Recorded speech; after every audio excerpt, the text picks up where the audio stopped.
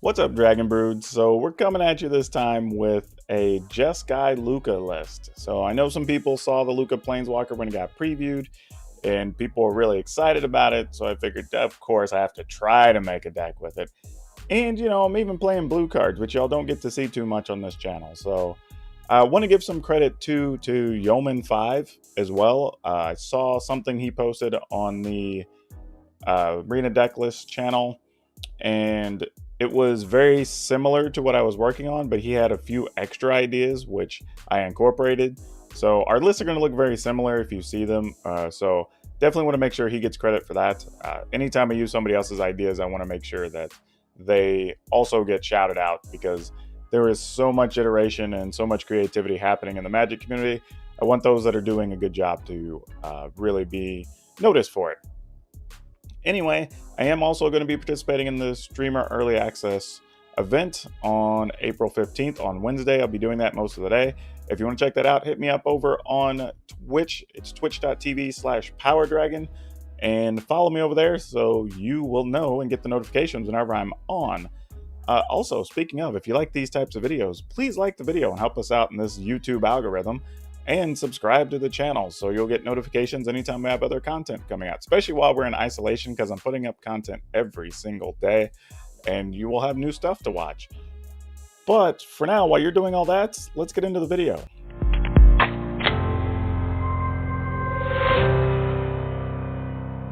Now, as usual, I want to say we do have the deck list here available. I'm also going to go over some kind of tips and tricks at the end of the video to make it a little easier for you, so you don't have to learn as much stuff.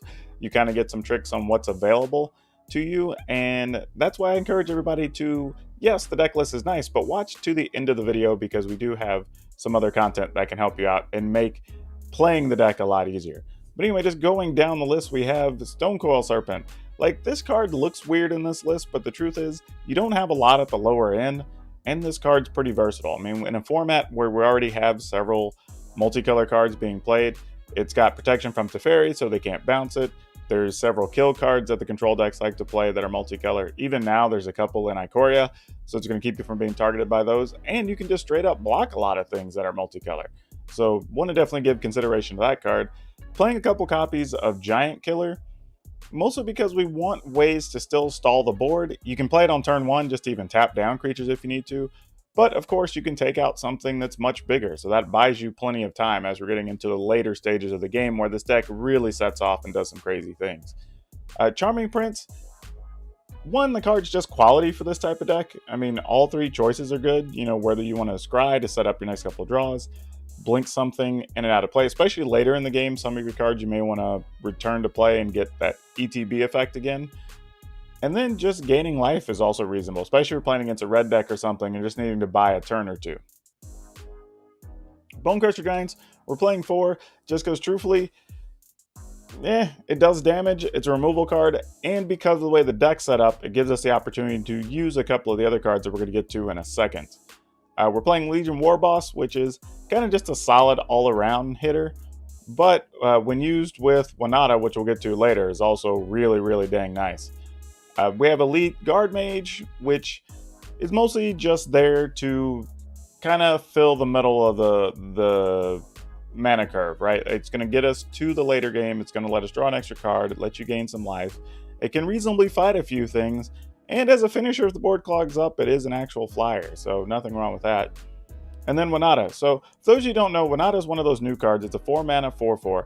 Then whenever you have a non-human creature attack, you can reveal cards from your deck, from, well, the top 5, I believe it is, or 6.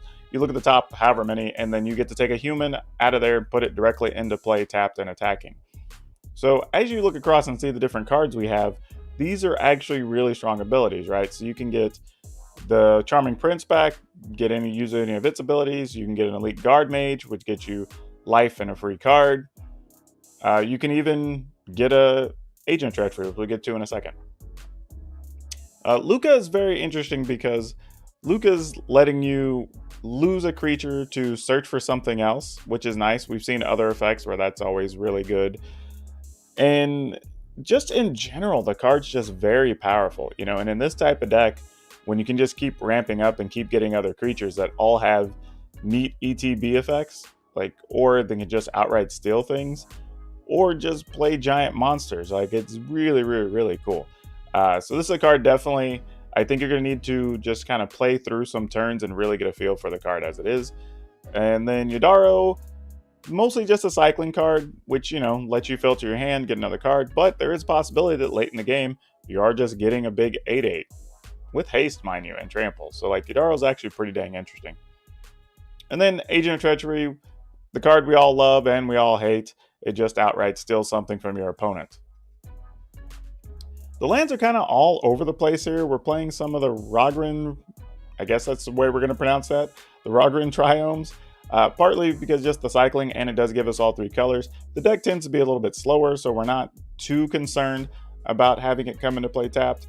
Also, we're playing all the shock lands, you know, just to make our life a little bit easier. And there is even a mobilized district because we do have some legendary creatures, and we're playing enough mana and, you know, cycling cards, wherever, that we should be able to deal with that in this list without really getting hurt too badly by it. Then, of course, the sideboard. Again, since it's the early stages of the format, we're kind of just guessing. We don't really know what it's going to look like yet. So we're going with just the obvious cards. We're going with Aethergast, Drannith Magistrate, Devout Decree, Scorching Dragonfire. It's kind of a very simple sideboard, but it meets all of our needs for the most part for this style of deck, because all we're really trying to do is just buy time with this style of deck.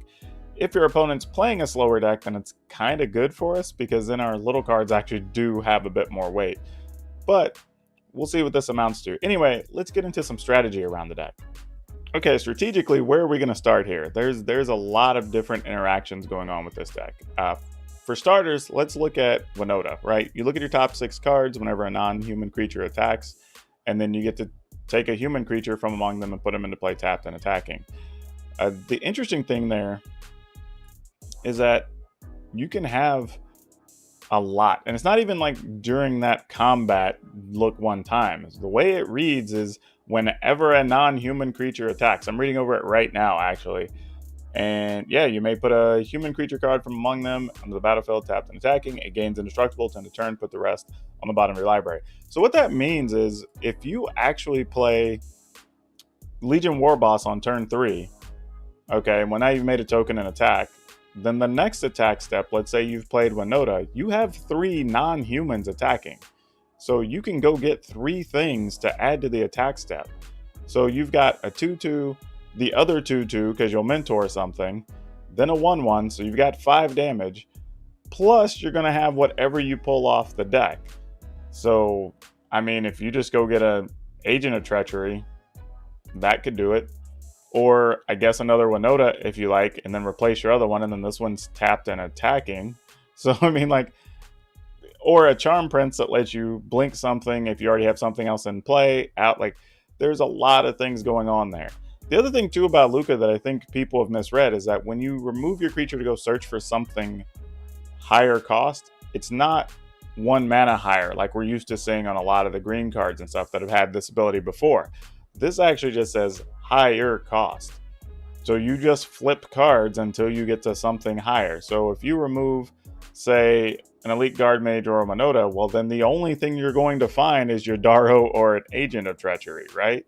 So that's pretty awesome, right? Let's be honest. Like, if you pull that off, that's going to be pretty cool. So this deck can really go from struggling to winning in a very short order. And then if for some reason you've just used the plus ability on Lukka a few times and you end up getting a Yadaro and something else out, like just -7ing can just kill your opponent. I mean, it's just 8 damage straight up. So your creatures deal their damage to the opponent. So there's a lot of little things happening with this deck, a lot of interesting interactions, a lot of strange things happening. So you're definitely going to need to practice with this deck, because some of it's going to come down to really just deciding turn to turn which creatures to protect and save, which ones to block with or not. Because you have multiple abilities that rely on searching or revealing, it's really going to matter which ones you have in play. So be very aware of when you have humans and non-humans and the casting costs that you actually still remain, along with the cards in your hand. That's going to really shape your turns and make life a whole lot easier on you. Otherwise, you're going to have a lot of those times where you're going to look and say, like, dang, I wish I would have saved this creature, or, oh man, I forgot this thing was a human, you know, that sort of thing. So you want to really make it easy on yourself and try to plot that out over a couple of turns, or at least look ahead each turn, being aware of the game state and kind of what you already have access to card wise. But overall, I hope you all like this deck. Again, I want to give credit to Yeoman 5 because that really filled in a couple of gaps for me where I wasn't sure what I wanted to play in a couple of spots. I think our lists are very similar. We may be 4 to 6 cards different potentially, but yeah, just want to make sure he gets credit for that as well. Again, don't forget about the streamer early access event. Wizards of the Coast, thank you again for inviting me to participate. And again, if you want to check me out, hit me up on twitch.tv/PowrDragn. And you can see me stream over there 3 days a week on Mondays, Tuesdays, and Thursdays, 9 p.m. to midnight Pacific time. However, I will be participating on Wednesday, April 15th for the streamer early access event. Again, if you like this video and you like deck techs, please hit the like button and subscribe to the channel so you get notified every time I'm putting a video up. Because right now, while we're in isolation, you'll be getting content every single day till I just wear out. So get to take advantage of it. Anyway, that's all I have for you for now. We will see you next time.